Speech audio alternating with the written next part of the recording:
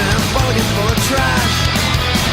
Lofty and demons whispered out and back. My lessons learned the next day.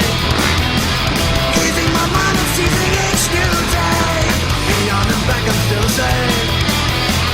Kicked out the summer track but I still wait. I still wait. I still wait.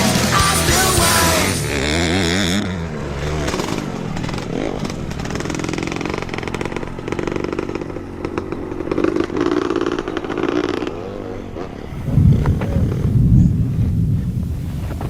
Probably halfway through our second day, we were riding and the clouds started rolling in and the lightning was coming, and you know, it scared all of us. We didn't want to get stuck out there, so packed up everything. I think I had the RV packed in 15 minutes, which has got to be record time. We're about a day and a half into our filming, and we got a big black thing coming overhead.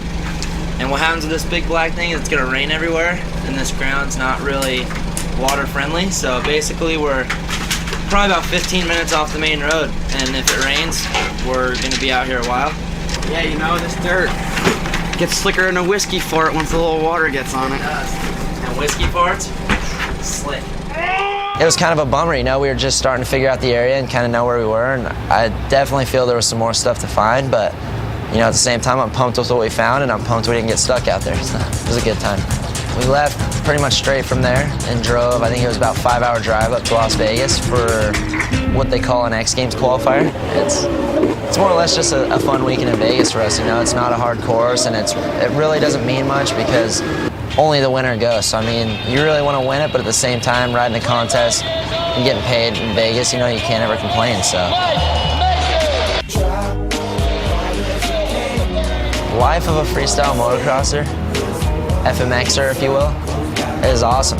You know, it's such easy work. I mean, I shouldn't say easy. Riding a dirt bike's always going to be hard, but at the same time, you know, I've been riding all my life, and this is just natural to me to be on my dirt bike. So now I'm going everywhere. You know, I'm traveling. I'm putting on a show for the crowd. I'm riding awesome demos throughout the U.S. and other countries, and it kills me, you know. I don't get it. I've bought a nice house, had a nice truck, all just from riding my dirt bike, and it's something I never would have expected, you know. I've just always wanted to ride. I've loved riding. I've never done it to be the guy that's the richest guy on a dirt bike. I've just done it, you know, through the family. My dad rode and got me into it, and now just to see all like the hard work paying off, it's amazing, you know. It's, you know, just get to see the things I've gotten to see. That I know there's tons of people in the world that probably would love to get paid to see the places I've seen, you know, and do the stuff I've done. And you know, I can't picture having a real job when I'm done with this. I'm kind of scared. I don't know what to do, but I'm sure I'll figure something out. I'm kind of smart. I know I probably don't seem like it on the camera, but got some brains up there. So we'll have to see what happens when I'm about 30, which is coming up.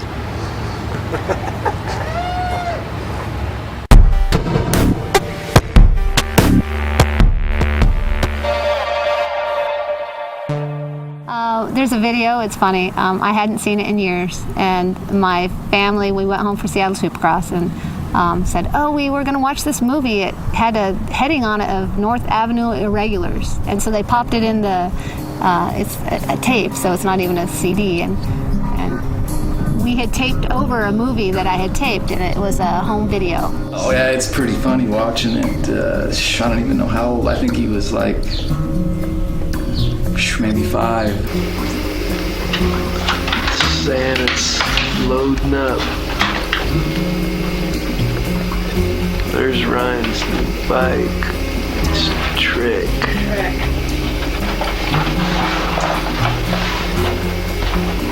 It was kind of all covered up, and they come out, you know, all the kids have to stay over there. Come on, guys! I bumped into him. That's yours over there, honey. No!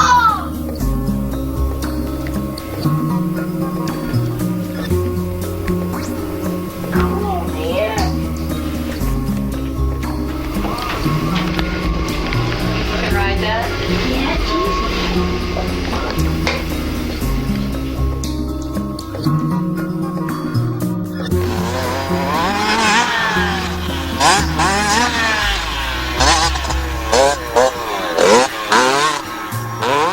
It was pretty neat watching that after, you know, not seeing it for 10 years.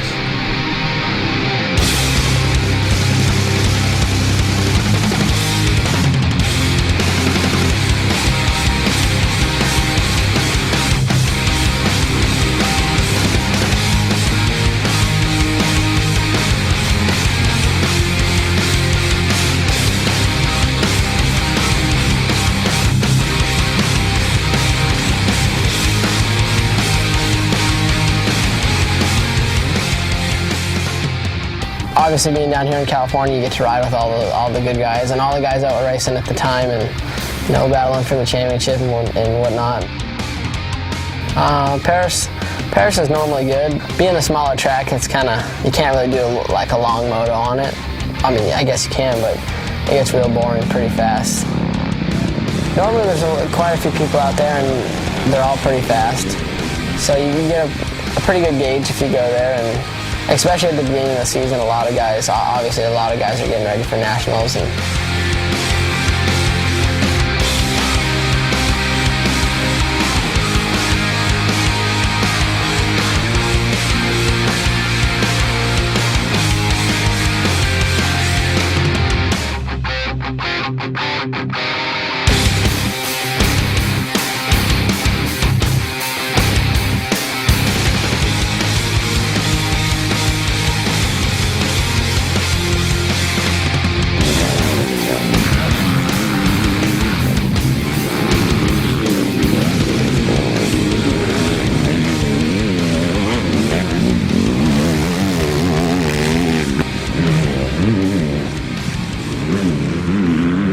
Basically what I do for Ryan, and I think it's becoming more evident that there's a lot of riders that are hiring trainers and at different levels do different things for them.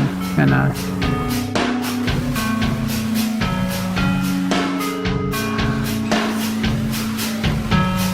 basically we go to the gym together, we do the road rides together.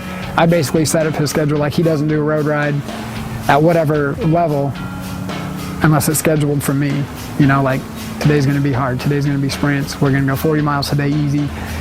Whatever I set up on the schedule, that's what he does. And I think it helps riders now at this level because they don't have to question whether or not they're ready to race. I guess it's kind of my job to make sure he's ready to race, and then he doesn't have to worry about it. He's there every day and goes to the track, and so yeah, I'm pumped.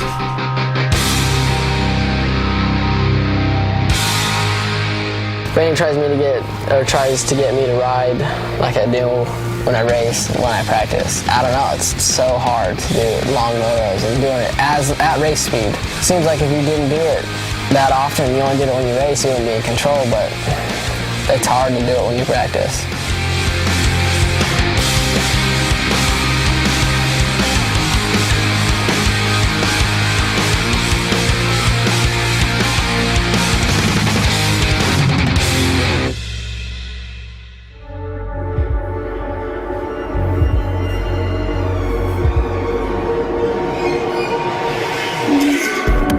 Traveling, well, sucks, period.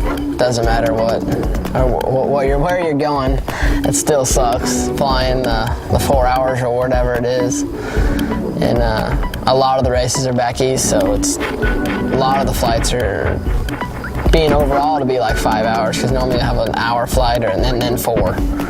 So it takes a lot out of you, especially flying Friday and riding Saturday for practice and then racing Sunday and then flying back Monday.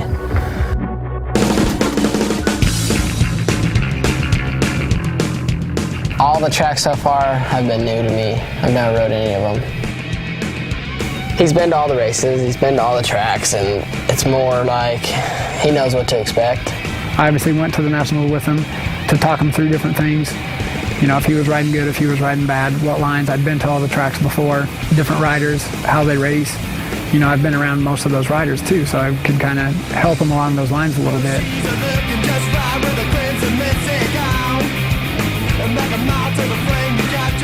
And I try to always tell him this, ride the best you can. If you get past, that's okay. As long as you're giving everything you got, you don't have to win every time. I'm more going towards, like the overall, or like, it seems like when I'm out there, I'm like, oh, you know, don't lose the overall.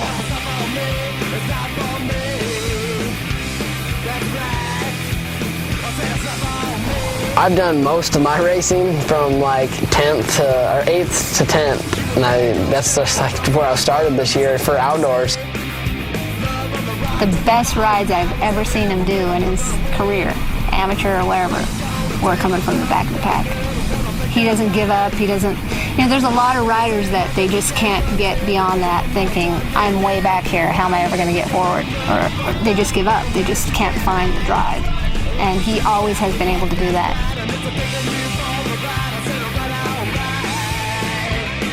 Racing, you know, racing nationals now, it's more intense. So you're riding more on the edge, and obviously the tracks are rougher, and there's way more lines to pick from. So it's easy to end up or being on the right side of the track, and all of a sudden you're on the left.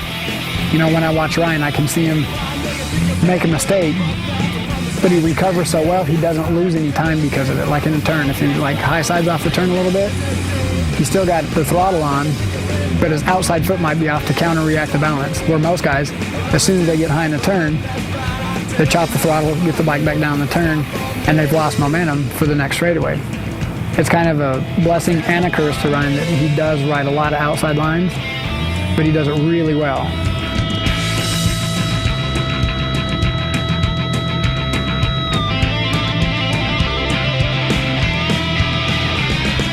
You know, I've never tried to take someone's riding style or two people and then kind of like make my own. It was more, I guess, just that's how I am. You know, Ricky hasn't changed his. It's more, he's on the stop all the time. You know, sideways, it doesn't matter.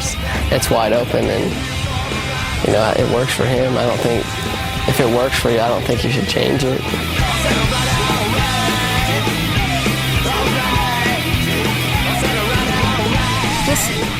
He just always had the drive. It's just was part of him. That's the part, I guess, is where I knew that it wasn't that he was forced to do it. It's all he wanted to do was ride a motorcycle.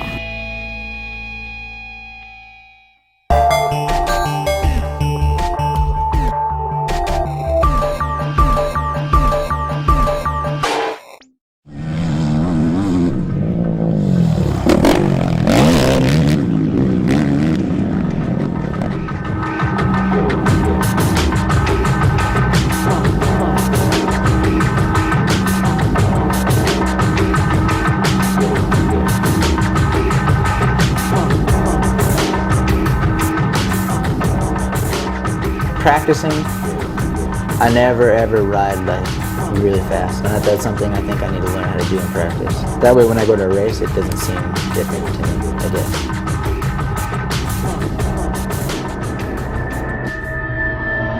When you're at a race and stuff, you got the adrenaline going, you got the nerves, and it's definitely a completely different feeling from practicing.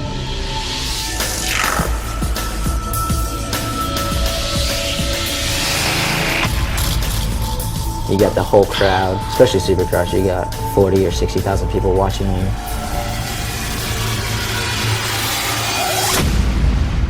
But once we get to the starting line, all I'm thinking about is getting a start, because you don't want to be in the middle of the pack on the start. Outdoors, you have 40 guys going fourth gear wide open into a corner, and you don't want to lock handlebars going that fast, especially when there's a bunch of people around you. Your zone, you start right when the gate drops, you're in your zone, for sure. Like when I feel like when I'm doing my best, I don't feel like I'm going that fast. Everything's real slow and like coming up, like when you're racing, everything's real slow. I've noticed like when I come off the track feeling like that, then that's when I ride my best. I don't know, it's hard to explain the feeling. It is a good feeling.